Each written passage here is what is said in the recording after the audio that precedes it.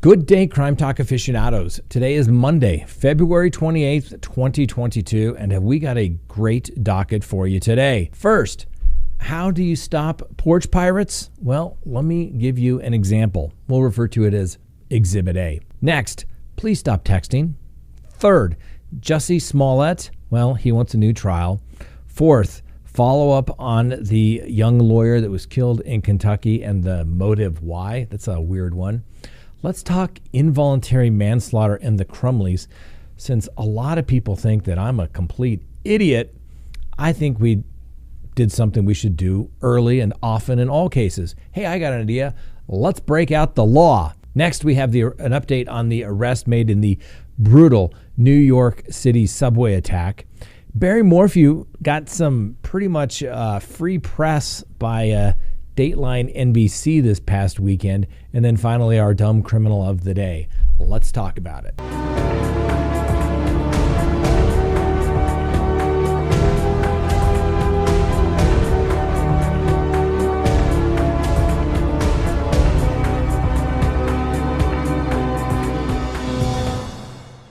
Good day, Crime Talk aficionados. My name is Scott Reich, and this is Crime Talk. It's February 28th, 2022. If you haven't done so already, hit the subscribe button, hit that like button, leave me a comment below, and remember, you can always listen to us by downloading us on any of your favorite podcasting apps. Now, let's get to today's sponsor. First, Crime Talk Prep. Now, if you haven't noticed, I think we're pretty much getting accustomed to the unexpected. You never know when something crazy is going to happen. Who would have thought in our time that people were actually on hyper nuclear war alert? Well, it's kind of happening right now. There's war going on in the world, and guess what? You just never know what is going to happen. So you have to be prepared. That's why you should go to Crime Talk Prep and get yourself an emergency food supply kit. Now, when you go there, you can get $50 off a 4-week supply of the food there at Crime Talk Prep. And I'm telling you, this is something you'll want. Now, this is not any sort of political statement. This is just simply being prepared for the unexpected. All right? You need to take care of yourself because at the end of the day, you are only responsible for you and your immediate family. And guess what? Do you think if everybody else is starving, they're going to come and feed you? Probably not. Go to crimetalkprep.com. Be prepared. Next on the docket, how do you stop porch pirates? Well, Exhibit A. Let's roll it. Put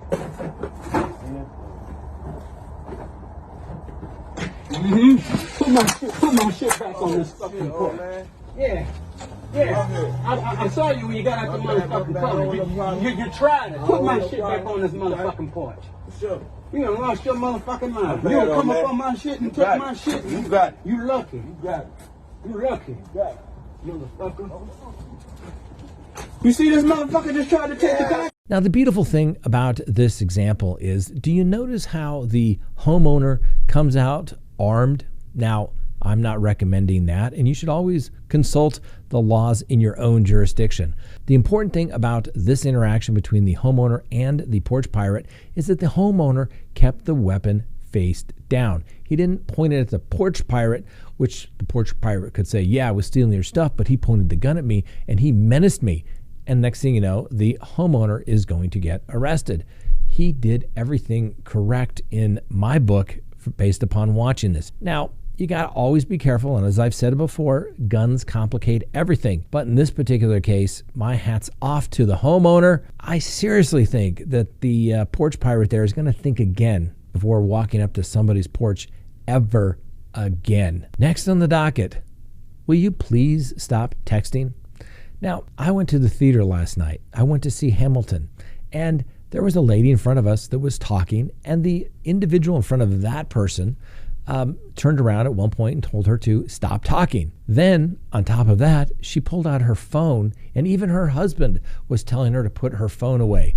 Quite rude indeed. Fortunately, the lady in front of me was not in Florida. Things could have escalated like they did in the case of Curtis Reeves. Now, Curtis Reeves was the retired Florida police captain who fatally shot a man inside a movie theater back in 2014. Well, guess what? He was acquitted of murder by a jury late Friday afternoon. Now, Mr. Reeves is 79 years old and was charged with second-degree murder after he shot 43-year-old Chad Olson during a matinee screening of Lone Survivor. Defense attorneys and the prosecutors argued that Reeves asked Olson to stop texting during the movie previews, which led to an argument that ended in Reeves shooting Olson. Now, Olson's wife was treated in the hospital after being shot in the hand, and Reeves pled not guilty on the grounds of self-defense.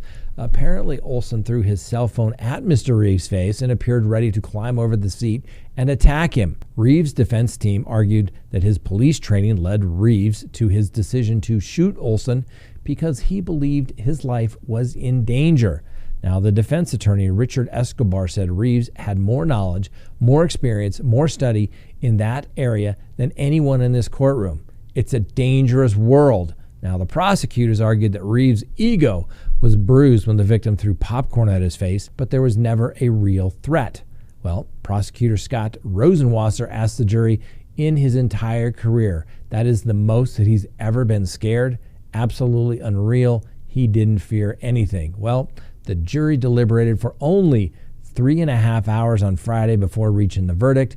And when the verdict was read, Reeves and his family celebrated and hugged each other, as they often do when you get a not guilty verdict. And Reeves told the Tampa Bay Times, "This is great. It's been a long 8 years, and he couldn't wait for it to be over with." The trial did take 8 years because of delays in regards to the stand your ground law that went up on appeal, and then the pandemic hit, so everything was delayed. So once again, breaking out the law, we went and found the law as it relates to the Florida stand your ground law.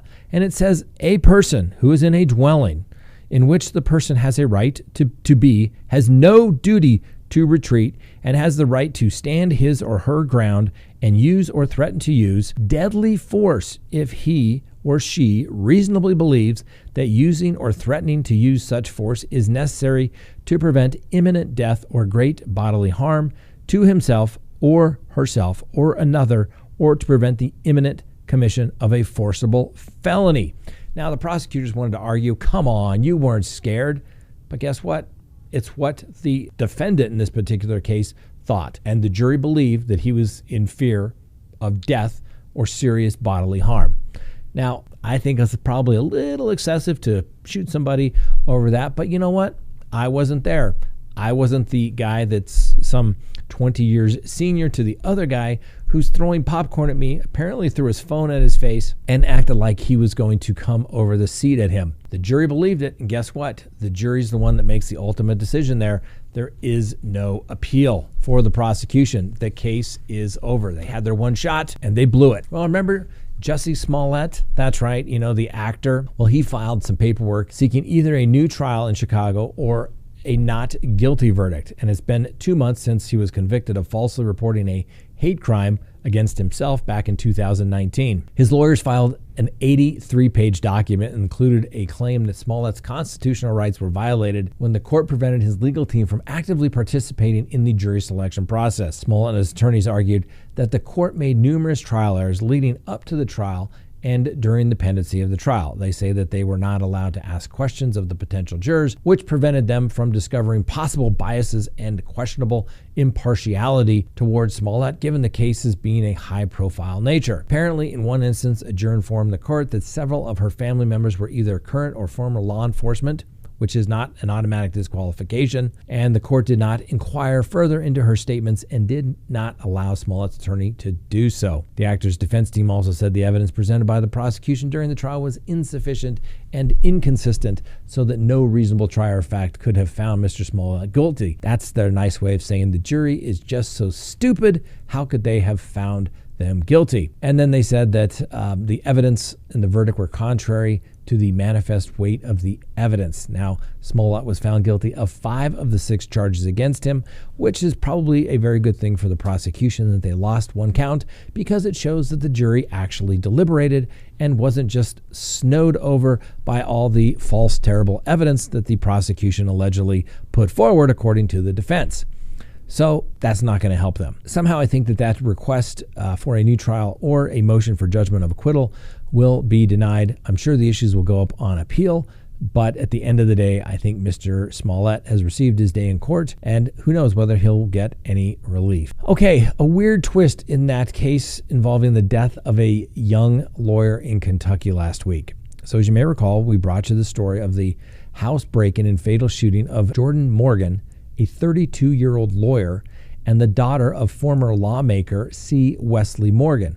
Well, today, Kentucky authorities arrested a man in connection with that homicide. Kentucky State Police said in a statement that a deputy with the Madison County Sheriff's Office spotted Shannon Gilday, 23, walking along Barnes Mill Road and apprehended him without incident. Gilday is accused of breaking into a Taylor Mill, Kentucky home on February 22nd and fatally shooting Jordan Morgan as she slept in bed. Now, Morgan's father suffered non-lethal injuries after exchanging gunfire with Gilday, and Gilday fled the scene in a vehicle, according to the police. Morgan's father said he believes that the doomsday-style bunker at the mansion may have been the reason to target the home. Gilday's mother made a statement that would back up this theory. She said, quote, "My son Shannon Gilday, who I love so dearly, has not been of sound mind the last couple of weeks, distraught with the certainty a nuclear war was imminent." She added, "He spoke of building a bunker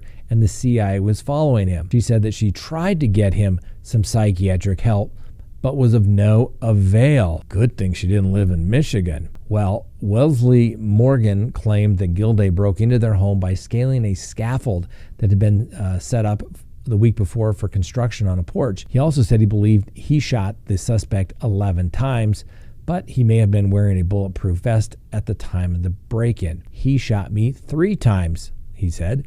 "I've been shot twice in the arm and once in the hip." Gilday is charged with murder, first degree, burglary, first-degree criminal mischief, first-degree assault, and attempted murder. The state have not revealed any motive, but who knows? This Gilday guy may be completely out of whack, or maybe he is a complete fortune teller and can see the future. Who knows? But apparently he wanted to get to that nuclear bunker in the house. Certainly not the way to go about it, for sure. All right, next on the docket, let's talk involuntary manslaughter in Michigan and the Crumbleys.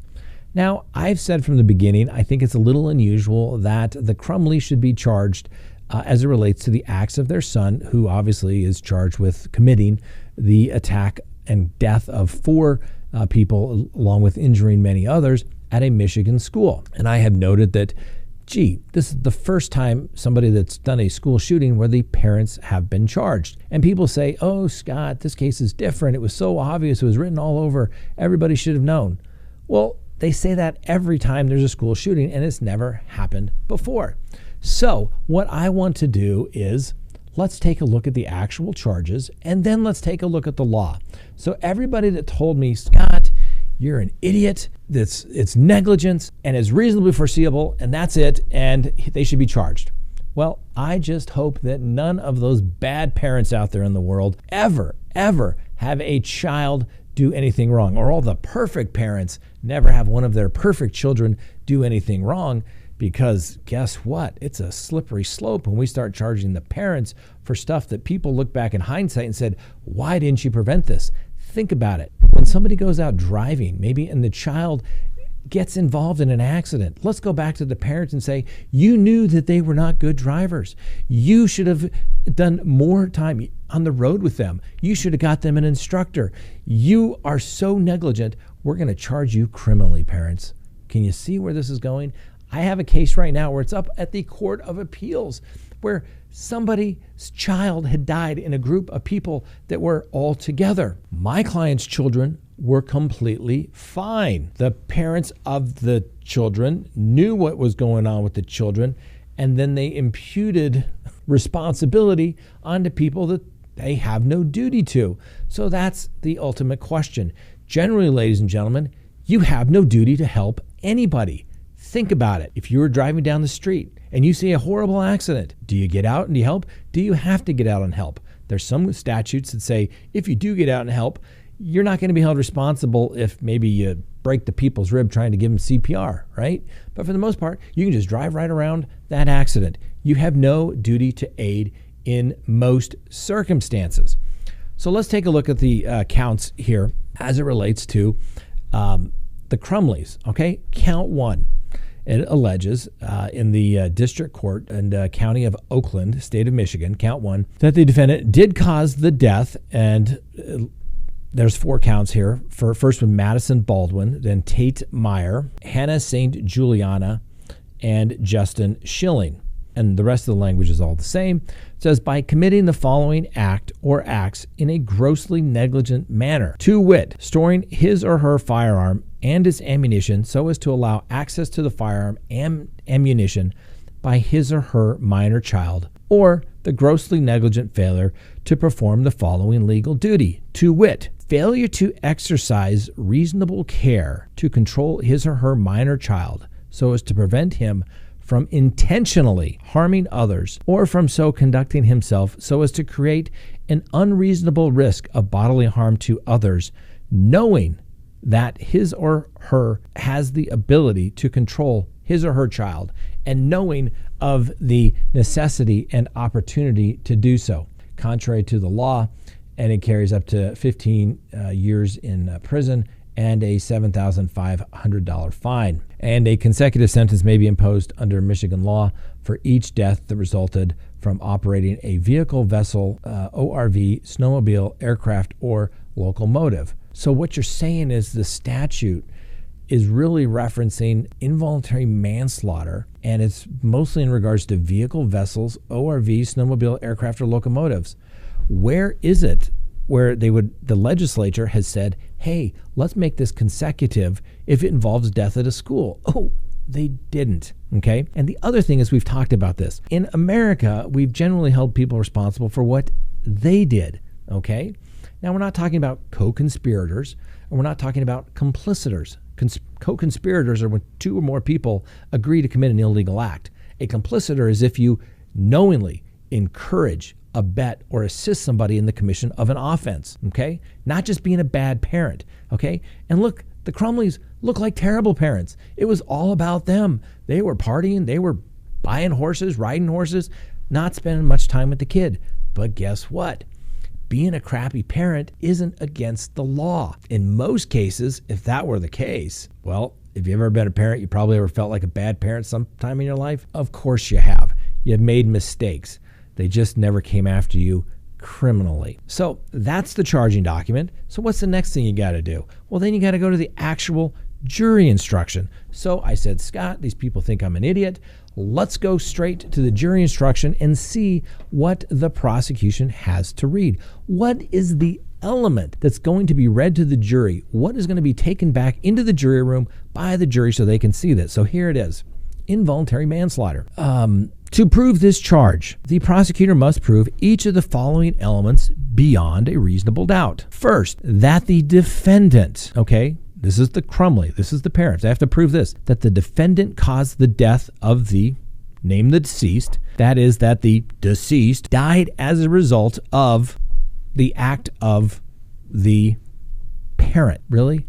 Had nothing to do with the fact that the kid acted on his own, got the gun without their knowledge, had ammunition, and went to school. I would think I'd have a pretty good shot at beating that. Now, who knows? People are upset in Michigan. I get it. People want to be to the point where somebody is held accountable, and this is the way they're going to do it, and this is the way we're going to stop school shootings, right? This is the way we're going to do it. We got to hold somebody accountable. So remember, they have to prove that the defendant, the mom and dad, caused the death of the deceased. Last I remember, from what I've read, they weren't at the school. They weren't the one with the gun. They weren't the one that pulled the trigger, ladies and gentlemen. Second, in doing the act that caused the deceased's death, the defendant acted in a grossly negligent manner. Then we have to insert the grossly negligent manner, which of course is that they had access to a firearm. Well, there's no law in Michigan that says that you have to keep all your firearms locked up. So there's no legal duty imposed by the state in which to do that. And exercise reasonable care to control his or her child. Okay. What are you supposed to do? Lock him in the room? Okay. Like I said, this goes back, if the parents are responsible, why shouldn't the school be responsible as well? And don't get me wrong, I don't like the Crumbleys. I just want the law to be followed. Okay? Because this is a slippery slope, ladies and gentlemen. They come for the Crumbleys. Guess what? They're coming for you.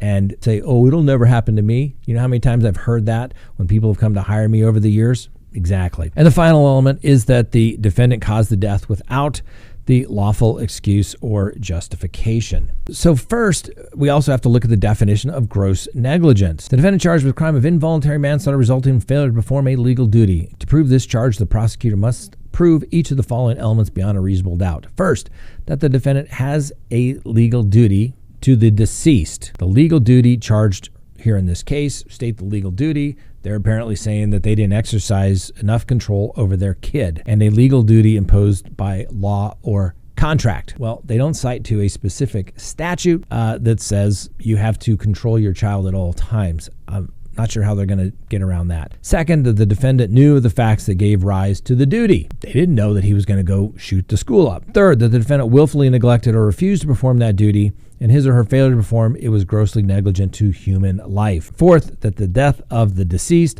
was directly caused by the defendant's failure to perform this duty. That is, that the deceased died as a result of them not being able to control their child. So let's just say, hypothetically, that the Crumbleys did exactly what everyone says that they should have done. Get this kid psychiatric help. They go and talk to the psychiatrist, and he says, you know what, I'm fine. I'm just a little emotional today. It's tough. We got this whole pandemic thing. I'm a little moody, and all that stuff. It was just me getting attention. And then the kid goes and does it, right? Kid's going to do it anyway. I don't know. Some people are going to completely disagree with me. And you know what? The Crumbleys are probably going to be convicted, and it'll probably go up on an appeal. And then the appellate courts, when the emotion of the local courtroom is not there, will have to decide what, if anything, should be done and explain, where does your legal duty begin? Okay? Where does it end? And I'm telling you, as a general matter of law, ladies and gentlemen, you owe no duty to anyone. Julie, Frank, they could both drop dead right here in front of me, and I could step over them and go eat my lunch, okay? Morally, I would be a horrible human being, and I wouldn't do that. I would try to resuscitate them. I would call the police. I would do that. But legally, I could step over them and go eat my lunch, and there's nothing anybody could do to hold me responsible legally, okay? That's the law. The law has to actually say, if your child does something bad, we're going to hold you responsible. That's where duty would be created. I get it. I'm just telling you my interpretation of the law, okay? Because be careful what you wish for, because I'm telling you, I come from the Crumbleys, and who are not very likable people, but they will expand this, and they will say, well, the next time the kid got into a car accident, or the next time that the kid did this, and the next time the kid did that. You can just imagine where the prosecutor's going to go when somebody demands justice. All right. You can leave all your comments on the wall of hate, also known as the comment section, and let me know where I'm wrong, okay? I invite it. This is not some communist dictatorship where Scott always has to be right. If you think I'm wrong, tell me I'm wrong. All those comments are still there. They're not deleted. Who knows? Maybe you'll convince me of the errors of my way. All right. Next on the docket, the New York City attacker was arrested.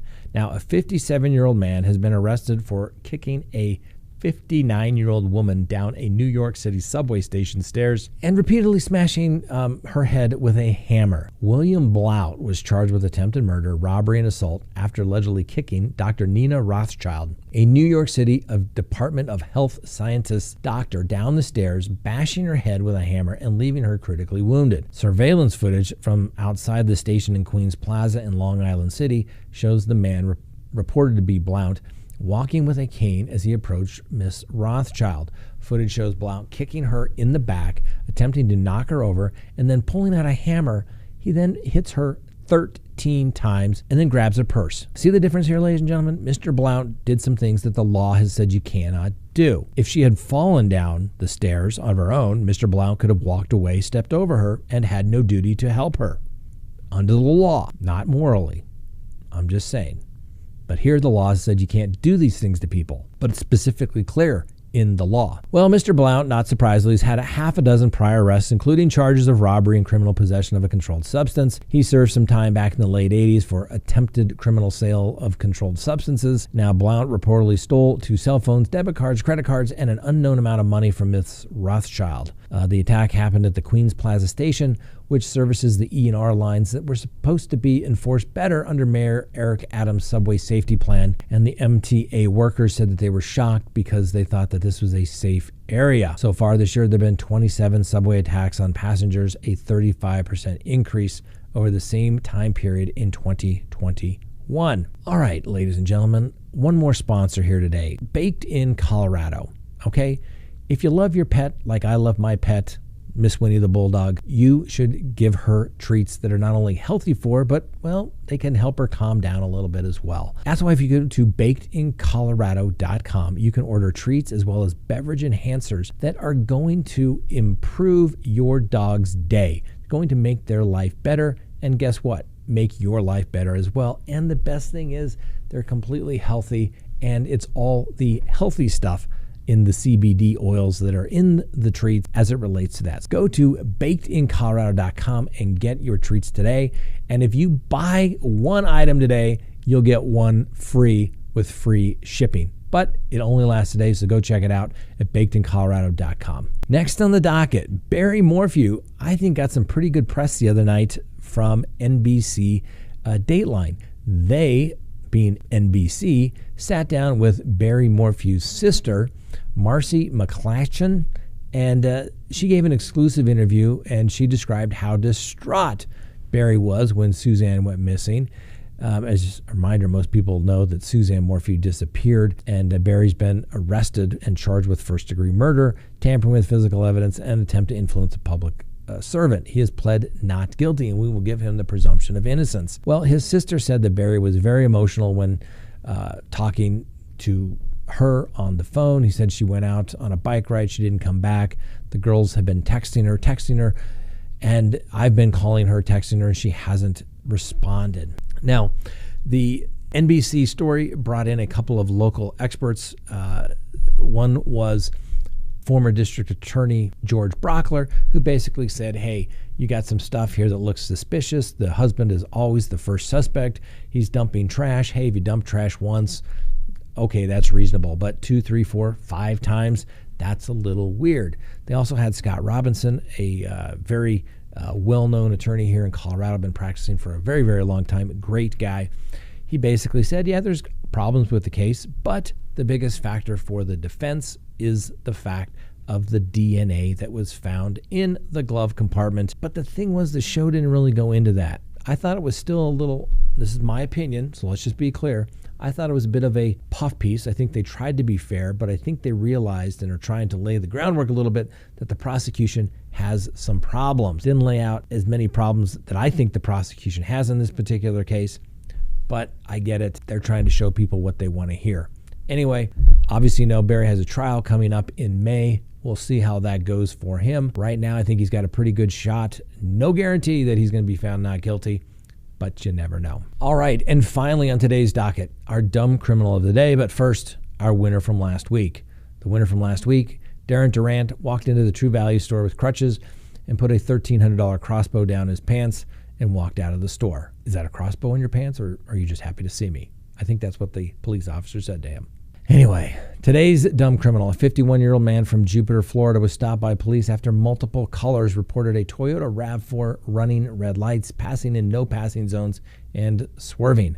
Deputies reported that Theodore John Evans' eyes were bloodshot and watery.